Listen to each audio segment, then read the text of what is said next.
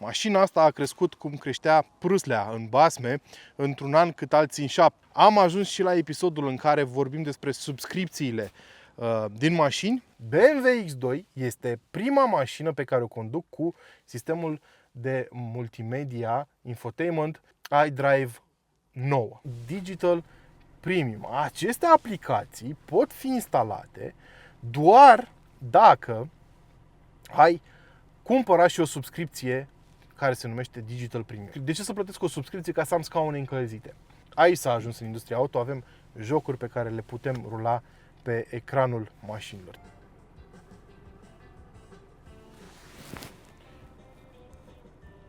Că dacă nu ți-ar spune că e un motor în 3 cilindri, nu ai ști. Și B38 este practic jumătate fix dintr-un B58. Nu uitați, când începeți să înjurați acum și să vă mușcați buzele și să șuierați printre dinți. Salutare, salutare oameni buni și bine v-am găsit la un nou review aici la Cushi despre mașini. Unul care sper eu să fie prezentat aici pe YouTube-ul românesc în premieră. Măcar națională, că worldwide sigur nu e cum a fost la Passat.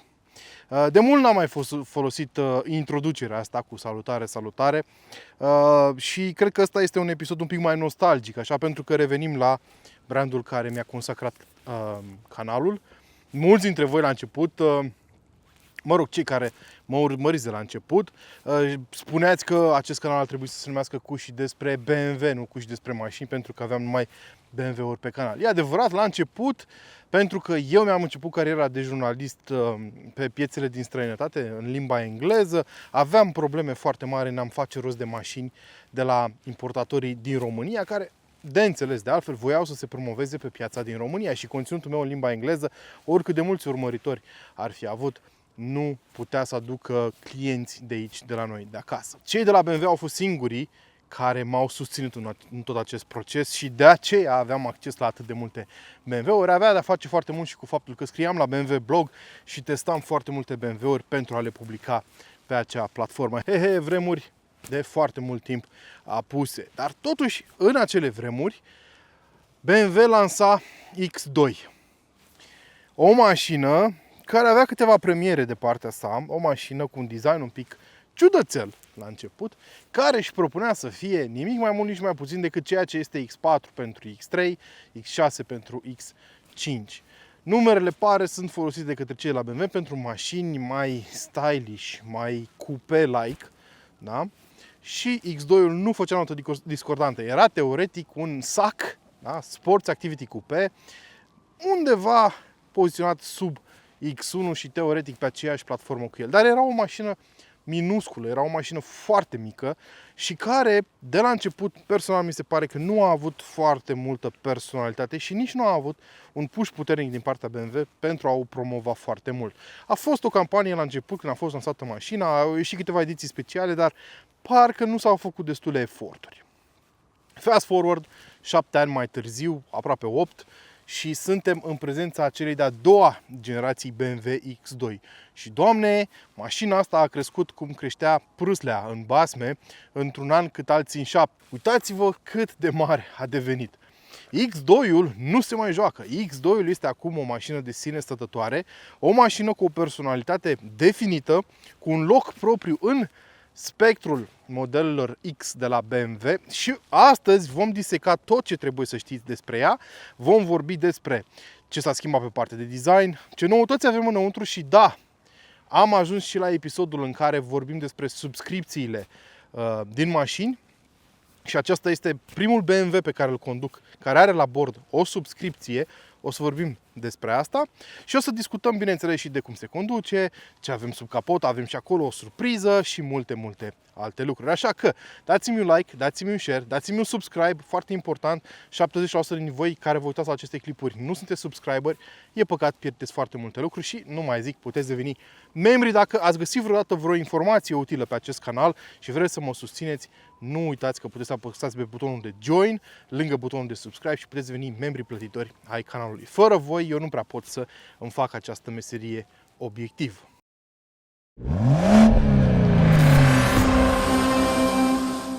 Așa cum vă spuneam, BMW X2 este un frate a lui BMW X1. Așa a fost de la început, așa este și acum. Ce definește frăția asta?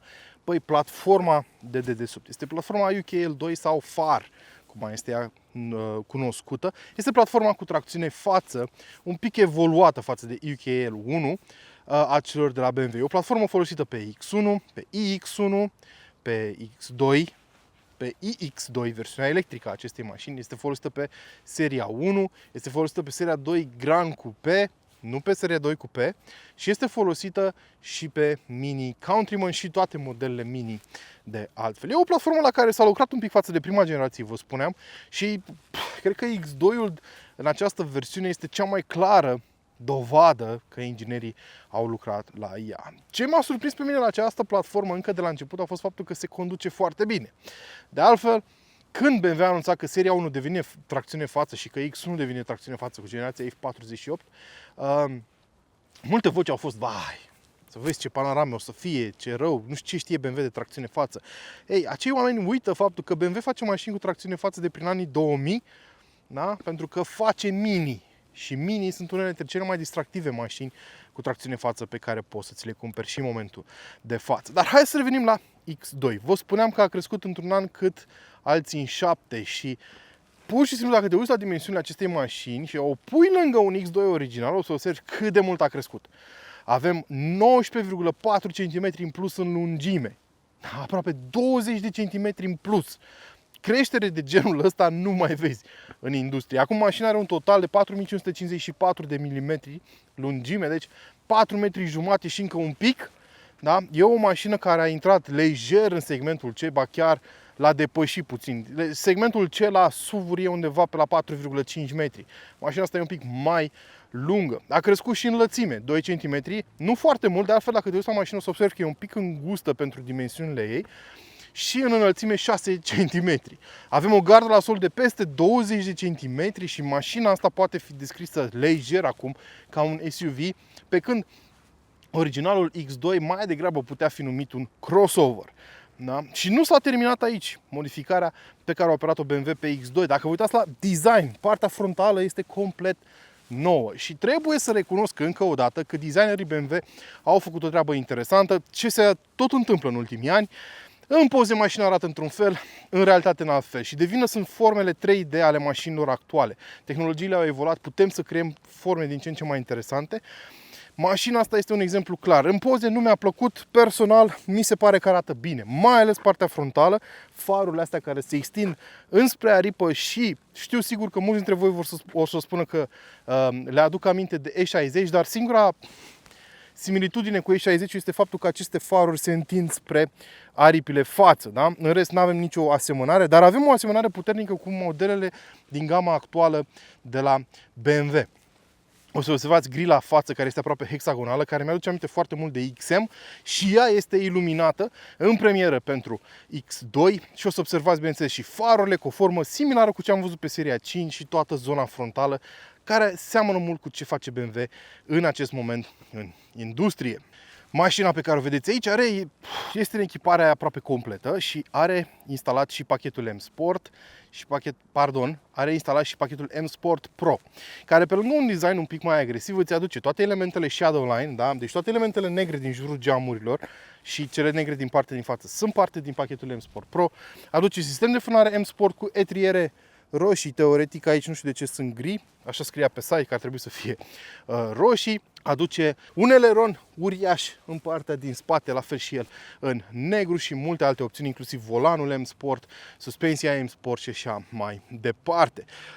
Dar da, am vrut să menționez chestia asta în partea din față. Uitați-vă și la faruri cât de bine arată cu acele elemente albastre. Nu avem faruri cu laser, dar acestea sunt faruri adaptive LED. Și pentru prima oară avem Iconic Glow în jurul grilei față, așa cum vă spuneam, care personal iarăși mi se pare că arată bine noaptea. Nu este prea evident, nici prea subtil, este fix cum trebuie și îți creează așa o imagine de putere în zona frontală. Din lateral, X2 și-a păstrat forma de cupe, deci dacă vă uitați cum coboară acoperișul spre spate, nu s-a schimbat nimic. Avem mânerele la nivelul panourilor ușilor și uitați că din nou avem jante de iarnă pe mașina asta, care sincer îi iau un pic din frumusețe, așa cum s-a întâmplat și la seria 5. Vă rog să ignorați jantele astea de 18. și să vă închipuiți că aici aveți jante de 21. Da, mașina asta a venit din fabrică cu jante de 21 cu anvelope de vară. Ei s-au pus roțile de iarnă pentru că teoretic e iarnă.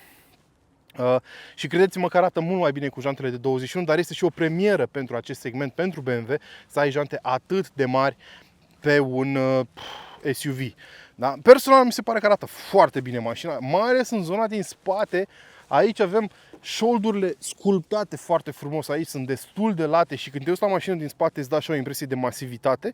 Da? Îmi plac și stopurile, îmi place eleronul ăsta uriaș care are și o cameră de luat vederi încadrată în el și spoilerul din spate, bara spate, în această versiune M Sport Pro are o zonă foarte mare neagră lucioasă și o să observați că lipsesc țevile de evacuare în spate. Nu mai primești țevi de evacuare pe X2 decât dacă îți cumperi versiunea de top, respectiv M35, care în premieră primește 4 țevi de evacuare. Înainte, între modelele M Performance și modelele M adevărate, existau niște diferențe mai mari. Inclusiv oglinzile care aveau o formă specifică pentru modelele M, acum au și modelele M Performance. La fel și în spate existau diferențe la nivelul evacuării, unde aveai 4 țevi de evacuare pe modelele M Sport, pe modelele M și acum ai și pe modelele M Performance. Și culoarea îmi place, Fire Red, și înainte să ne urcăm în mașină trebuie să vorbesc și despre portbagaj, care și el a crescut foarte mult. Ai 560 de litri la dispoziție pe versiunile termice și 520 pe modelele electrice. Da? Deci e un portbagaj foarte, foarte mare. Dar stați să vedeți și modificări uriașe s-au întâmplat la interior. În interiorul lui BMW X2 nu cred că se aștepta cineva să vadă surprize, mai ales dacă a văzut până acum noul BMW X1. Vă spuneam că cele două mașini sunt surări de platformă și așa cum ne-a obișnuit BMW și orice mare producător în ziua de azi, odată ce au bătut în cuie un design, așa rămân lucrurile până la final. Da? Ce poți tu să faci din postura de client este să-ți customizezi interiorul, să-ți alegi o anumită combinație de piele, o anumită combinație de culori, un anumit tip de scaune, un anumit sistem audio și așa mai departe. Țin să menționez faptul că mașina pe care o vedeți aici este full options. Are absolut toate opțiunile bifate, inclusiv una care îți aduce o subscripție la anumite servicii digitale. Vom vorbi imediat și despre asta. În ceea ce privește designul, arată fix la fel ca un X1 și ca seria 2 Active Tourer, zona aceasta din față. Da? Avem un bord scufundat, așa se numește în industrie, care îți permite să ai o vedere foarte bună în jurul tău și în același timp nu îți taie din vizibilitate, dar se simte destul de natural. Bordul, bineînțeles, este înclinat subtil către șofer, avem aici o înclinare și avem două ecrane uriașe într-un curved display, cum îi spune BMW, iarăși nimic nou pe partea asta. Trebuie să vorbim de materiale și finisaje pentru că vorbim de un model de top. Da, avem aici un trim care imită aluminiul satinat, se simte bine la atingere. Avem aici materiale din piele sintetică pe bord care se simte iarăși foarte bine la atingere. Mulți oameni nici n-ar putea face diferența dacă aici vorbim de piele naturală sau nu. Avem o cusătură contrastantă pe bord. Iarăși partea de sus a ușii este îmbrăcată într-un material de calitate bună. Partea intermediară este îmbrăcată în piele Vernasca, aceeași piele care este folosită și pe scaune și pe cotieră, bineînțeles, și îmi place foarte mult această combinație de culori a scaunelor între alb și acest gri cu cusături contrastate portocalii. Arată superb. Scaunele sunt iarăși un highlight al acestei mașini pentru că sunt și confortabile, dar îți oferă și un grad foarte mare de susținere laterală și atunci când vrei să mergi sportiv, acest lucru este esențial. Au reglaje în toate direcțiile pentru că vă spuneam că e o mașină full options, inclusiv încălzire în scaune, precum și ventilație dacă îți dorești și masaj. Da? Poți să îți reglezi foarte multe funcții pe mașină. Singura zonă unde ai plastic ceva mai prost este partea de jos a panourilor roșii, care într-adevăr, chiar dacă nu am așteptări foarte mari pe partea de jos a panoului ușii, acolo unde poate fi folosit plastic prost, parcă totuși vorbim de un BMW și parcă ar fi fost nevoie de un plastic ceva mai bun. Dar asta e, coast cutting peste tot și aici, zona asta de aici, iarăși include același tip de plastic. Aici avem clasica centură pentru telefon, o să vă și arăt cum funcționează, da? tragi centura, pui telefonul în această priză de încărcare wireless, ai pus centura la loc și telefonul nu pleacă nicăieri când accelerezi puternic. Două suporturi de pahare, două prize USB Type-C, aici o zonă de depozitare destul de mare sub cotiera aceasta plutitoare, care nu se mai deschide pentru că... ba da, se deschide. Ce fraier sunt. Se deschide și ai și spațiu de stocare de desubt și aici avem un card care poate fi folosit pe post de cheie, da? Acest card îl apropii de ușă, ea se descuie, l-ai pus aici, mașina pleacă. În același timp, pentru că trăim în era digitală, BMW îți permite să-ți folosești și telefonul pe post de cheie și dacă ai iPhone folosind ultra wideband, și pe Samsung mi se pare că se folosește opțiunea asta, dar nu în România.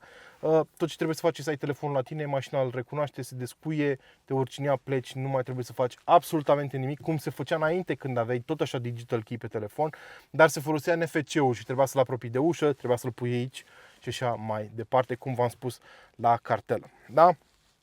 Bun, aici avem volanul M Sport mare, butucănos, parcă devine un pic prea gros pentru gusturile mele și, bineînțeles, trebuie să vorbim și despre această insulă de aici care îți permite să controlezi toate funcțiile mașinii. Da? Nu mai avem controlul rotativ, iDrive, avem un alt setup aici de control.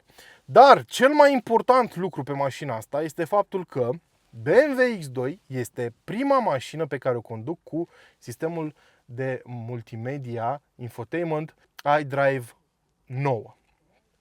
iDrive 9 este o evoluție a lui iDrive 8 și 8,5. Vai, ce-am spus, în alte știri, apa e udă. Dar ce trebuie să știți este faptul că e o evoluție importantă. iDrive 8 a fost criticat de foarte multă lume că era complicat de folosit. Arăta bine, dar era un pic greu de folosit pentru că s-a renunțat la foarte multe butoane și ergonomia nu era chiar la locul ei. Apoi a venit iDrive 8,5, care a introdus practic o secțiune de shortcuts aici pe ecran și aici iarăși niște scurtături. iDrive 9 vine cu foarte multe noutăți. Haideți să pornesc motorul ca să pot să vă arăt exact despre ce vorbesc. În primul rând ați observat aici că avem profiluri pentru mașină. Poți să-ți adaugi până la 7 profiluri dacă mi-aduc eu bine aminte. Eu mi-am făcut un profil care este conectat la telefon și are preferințele mele memorate în mașină. Adică, în momentul în care eu mă voi urca în mașină, îmi va regla automat scaunul, îmi va regla automat oglinzile, asta dacă cineva a umblat la ele înainte. Și fiecare om care are un profil salvat la bordul mașinii are toate setările salvate, inclusiv modul preferat de condus, inclusiv destinațiile preferate și așa mai departe, posturile radio preferate și așa mai departe. Ce vă spuneam eu despre iDrive 8,5 9? Au introdus acest panou de scurtături aici la mijloc. Nu mai avem tile-uri verticale cum aveam odată, da? Avem doar acest panou de aici de scurtături și pe fundal aici poți să-ți alegi tu ce să fie afișat. În momentul de față este setat BMW Maps, sistemul de navigație al celor de la BMW, care folosește stocare pe cloud și tehnologii noi pentru a-ți oferi informații din trafic în timp real. Dar poți să-ți alegi, de exemplu, să-ți afișeze pe fundal My Modes, da? Și nu mai apare harta pe fundal, ci apare acest setup. Dacă schimb modul de rulare, de exemplu, intru în My Mode și dau pe Sport, o să vedeți că fundalul, atunci când mă duc pe Home, o să arate așa, da? Deci poți să-ți alegi tu foarte multe lucruri și aici ai practic toate widgeturile pe care le aveai înainte. Vreme, calendar, date despre mașină, da? Și Android Auto și Personal Assistant, bineînțeles.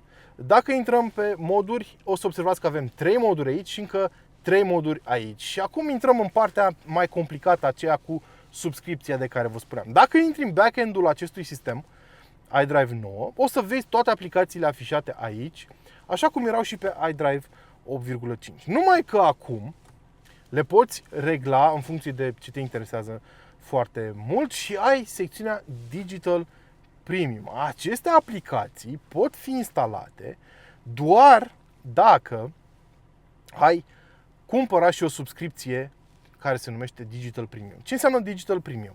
Înseamnă că ai acces la niște funcții mai avansate pentru mașină. De exemplu, Personal Assistant, asistentul vocal al celor de la BMW, reacționează mai repede și are o bază de date conectată la internet care te poate ajuta mult mai mult.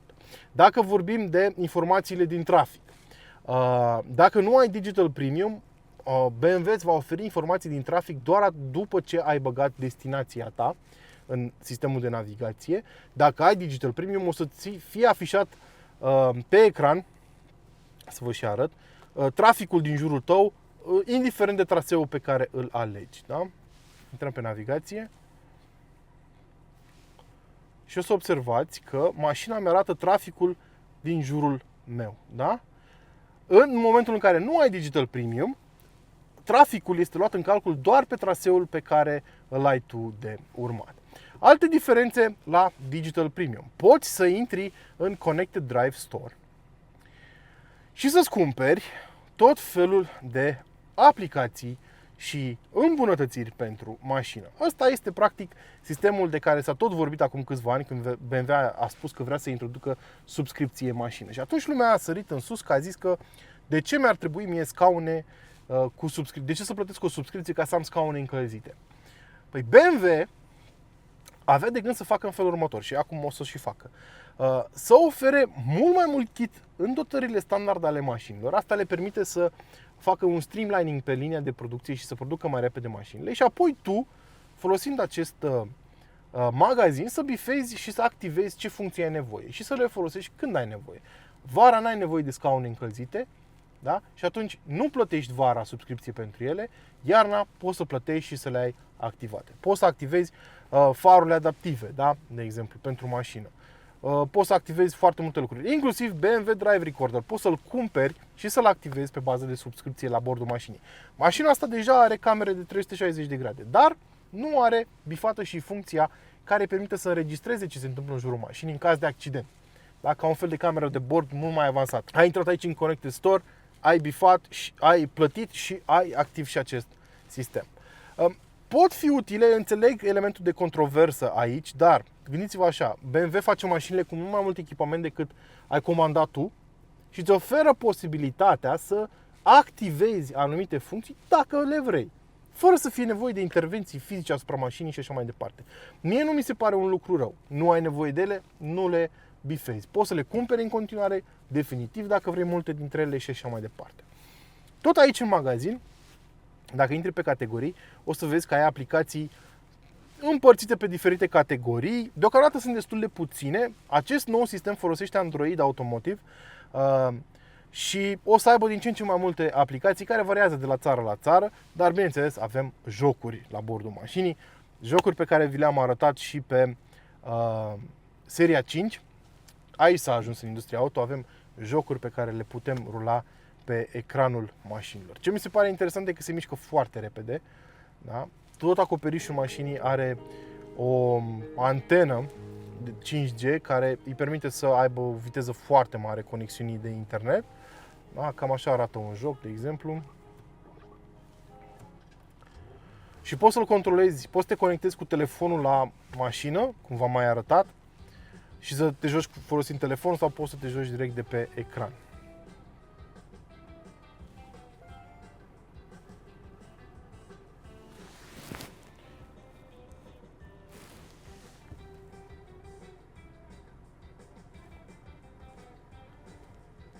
Da, având în vedere că mașina asta este una termică, poate că aș înțelege la mașina electrică de ce te-ai juca la bordul mașinii. Să spunem că stai la încărcat și vrei să te joci un pic.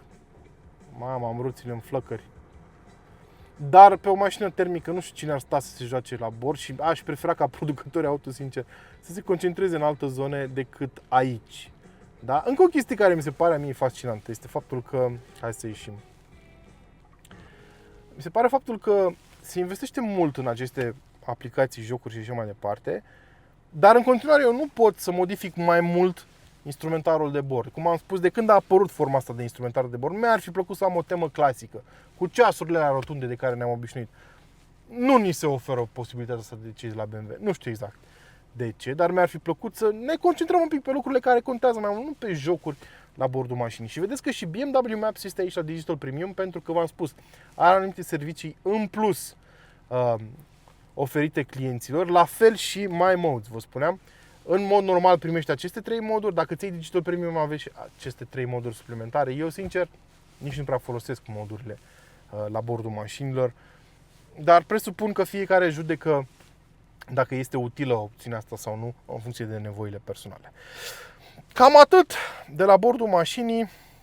Ce să vă mai spun? Instrumentarul de bord îl știm deja, avem și head-up display. Aici avem padele pentru schimbarea treptelor și pe padela din stânga scrie boost, pentru că dacă ți-ai apăsat pe ea, mașina intră automat în modul sport și îți dă un boost de putere grație sistemului hibrid pentru 10 secunde. Ai toate resursele disponibile, toate resursele necesare la dispoziția ta și da, poți să faci depășiri din scurt și oricum mașina merge bine, o să vedeți ce să vă spun în continuare. Hai să ne urcăm puțin în spate să vedem cum stau lucrurile și acolo. Iată, ne ajung și în spatele lui BMW X2, unde diferența în ceea ce privește spațiul este uriașă. Mașina are un ampatament de aproape 2,7 metri și se cunoaște din toate punctele de vedere aici în spate. Am spațiu la cap, am spațiu la picioare, am spațiu sub scaunul din față, deci pot să stau lejer aici, ceea ce nu se întâmpla pe vechiul X2. De altfel, vă invit să vedeți clipul cu X2-ul din trecut, că nu era loc. Scaunele sunt îmbrăcate iarăși în această piele vernasca foarte calitativă. Avem două porturi USB Type-C aici de încărcare, cotieră. Materialele sunt de aceeași calitate ca în față, deci nu avem discriminare pentru cei din spate și în ciuda faptului că avem acest acoperiș panoramic care nu se deschide, nu sunt probleme la cap și avem și un acoperiș care plonjează spre zona din spate. Deci poți să-ți cumperi mașina asta în detrimentul unui X1 fără niciun fel de problemă din punctul meu de vedere și arată, din punctul meu de vedere, mult mai bine. Așadar a venit momentul să vorbim și despre partea tehnică a lucrurilor și da, BMW X2 are deocamdată o gamă interesantă, aș spune, de motorizări. Ce conducem noi aici este un 3 cilindri. Da, avem sub capotă un motor în 3 cilindri și în ciuda acestui lucru este al doilea cel mai rapid model pe care poți să ți-l cumperi în momentul de față în gama BMW X2. BMW a decis pentru lansare să se concentreze destul de mult pe partea electrică a lucrurilor, pentru că în gamă există și BMW iX2, frate electric al acestei mașini, și pare că a lăsat motoarele termice un pic în umbră. De ce spun asta? Gama începe cu BMW X2 S-Drive 1.8D, care folosește un motor de 2 litri diesel cu 150 de cai. Mai avem un X-Drive 20D, care este tot un 2 litri diesel, da? Dar are tracțiune integrală și mai multă putere, bineînțeles. Și apoi avem acest S-Drive 2.0i. 2.0i în trecut, pentru foarte mulți ani, însemna că ai sub capotă tot 2 litri, 4 cilindri, benzină, cu niveluri mai mari sau mai mici de putere în funcție de mașina pe care era folosit motorul și de poluare și așa mai departe. În cazul ăsta nu mai e cazul. În cazul ăsta vorbim de un motor în 3 cilindri B38 cu 154 de cai putere, tracțiune față. S-Drive iarăși în trecut însemna tracțiune spate. Dar X2-ul este construit pe platforma FAR sau XL2, o platformă cu tracțiune față. Este frate de platformă cu X1, bineînțeles, cu Mini Countryman și cu mai multe alte modele. Deci S-Drive 2.0i înseamnă tracțiune față pe X2, înseamnă motor în 3 cilindri, da? Benzină turbo B38 și înseamnă un total maxim de 170 de cai, dar motorul termic dezvoltă 154 de cai și 240 de Nm cuplu. El este hibridizat, adică fiind cuplat la o transmisie automată cu 7 rapoarte, care include în interior ei și un mic motor electric, mașina asta este hibridă. Și motorul ăla electric poate să dezvolte 19 cai și 55 de Nm cuplu și în total te poți baza pe 170 de cai și până la 280 de Nm cuplu. Știu, nu pare foarte mult, dar să știți că mașina e foarte vioaie.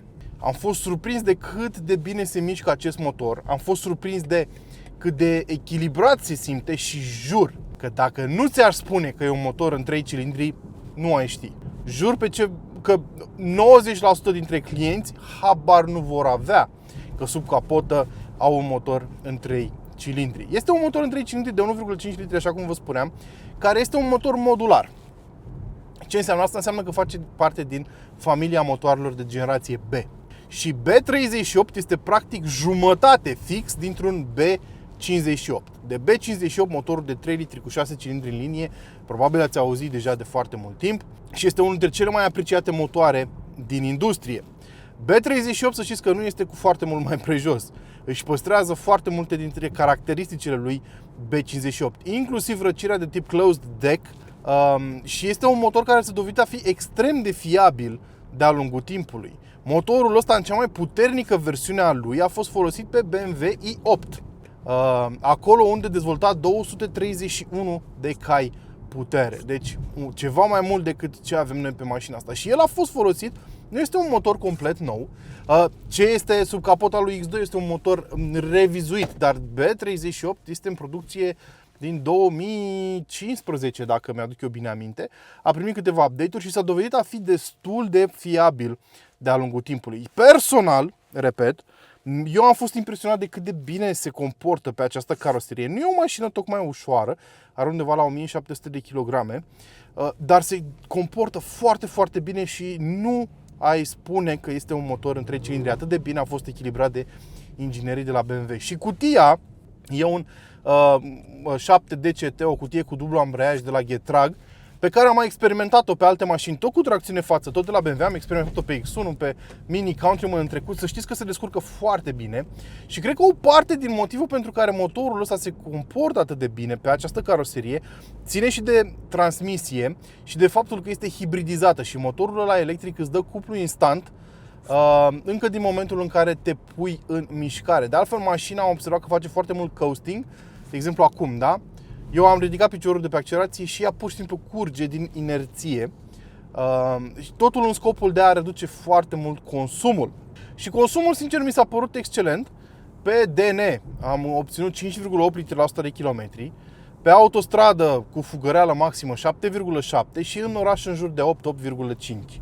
Nu mi se pare mult deloc, mi se pare super ok, dar ce m-a impresionat cel mai mult este cât de liniște este în interiorul mașinii în condiții de exploatare normale. Și în momentul în care treci pe modul sport sau în momentul în care te dai la motorul ăsta termic, nu o să auzi doar niște sunet în boxe, așa cum știu că unii dintre voi vă pregăteați să scrieți deja, ci o să auzi chiar și notă autentică de motor și fiind jumătate dintr-un B58, personal mi se pare că sună foarte, foarte similar cu un 6 în linie. De altfel am spus asta de câte ori am testat acest motor, că mi se pare că are așa o notă de 6 în linie, ceea ce este normal, cadența este aproape la fel, ritmul este aproape la fel. Da? Numai că totul se întâmplă în jumătate de măsură, nu într-o măsură cum se întâmplă pe motorul cu 6 cilindri în linie. Personal, sunt impresionat de cum se conduce mașina. Mi-ar fi plăcut ceva mai mult feedback în servodirecție. Este o servodirecție asistată electric foarte mult și chiar și în modul sport, unde mașina devine un pic mai rigidă, să-i spunem, un pic mai arțăgoasă cu tine. Servodirecția nu este artificial prea puternic întărită, da? Mi se pare că se comportă foarte bine per total, dar mi-ar fi plăcut ceva mai mult feedback. Volanul, personal, mi se pare un pic prea gros. Îmi plac volanele groase, dar ăsta parcă a exagerat un pic. Mi se pare un pic prea gros și un pic prea mare pentru mașina asta. Nu știu dacă e relevant pentru cineva, dar per total mașina se conduce foarte bine. Îmi place și suspensia, e adevărat, vă spuneam, mașina asta e un nivel de echipare de top. E o mașină cu un preț mare și avem și suspensia adaptivă pe ea, da? Atunci când treci prin modurile de condus. Dacă o treci pe modul sport, suspensia se va întări. Bineînțeles, celelalte moduri de condus se activează masaj în scaune, tot felul de nebunii. Și atunci când mașina e trecută în modul sport, se simte diferența în ceea ce privește amortizoarele, devine un pic mai rigidă, dar în mare parte din timp ea va absorbi imperfecțiunile din asfalt foarte ușor și cu foarte multă grație. Nu auzi zgomote suspecte în cabină decât dacă treci peste foarte multe denivelări cu unghiuri foarte ascuțite, da?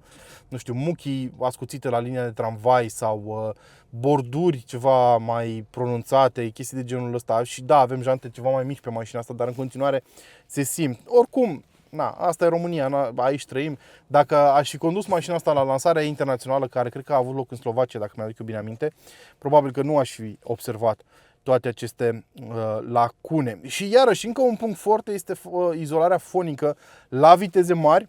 Mașina mi s-a părut că s-a comportat exemplar. În acest sens, chiar tocmai ce m-am întors de la un drum de pe autostradă de vreo 200 de km și chiar și la 140 de km pe oră mașina s-a descurcat impecabil pe partea de izolare fonică, dar avem un pachet pe ea, pentru că vă spuneam că e full options, care îți aduce geamuri cu protecție acustică peste tot. Și bineînțeles că asta se simte, dar cred că o parte din rol o joacă și faptul că mașina are această formă aerodinamică de cupe, da? Așa cum am tot văzut pe tot felul de mașini în ultimul timp, și asta ajută foarte mult. Nu trebuie subestimată nici rezistența aerodinamică a mașinilor din acest punct de vedere. Acum, personal, mi se pare că BMW X2 a crescut fix așa cum ar fi trebuit să o facă. Dacă prima generație personal mi s-a părut un pic de failure, mi s-a părut că nu avea o identitate a ei și mi s-a părut că BMW nu a știut să-i dea o identitate, o personalitate. Părea un fel de improvizație doar ca să acopere un gol în gama BMW, pentru că sărea de la X1 la X3. Mașina în sine, dacă mergeai cu ea, nu stăteai mult mai sus în ea decât într-un, nu știu, Passat All-Track, de exemplu, sau într-un Hyundai Kona. Era așa foarte, foarte subtil, să spunem, o improvizație din punctul meu de vedere.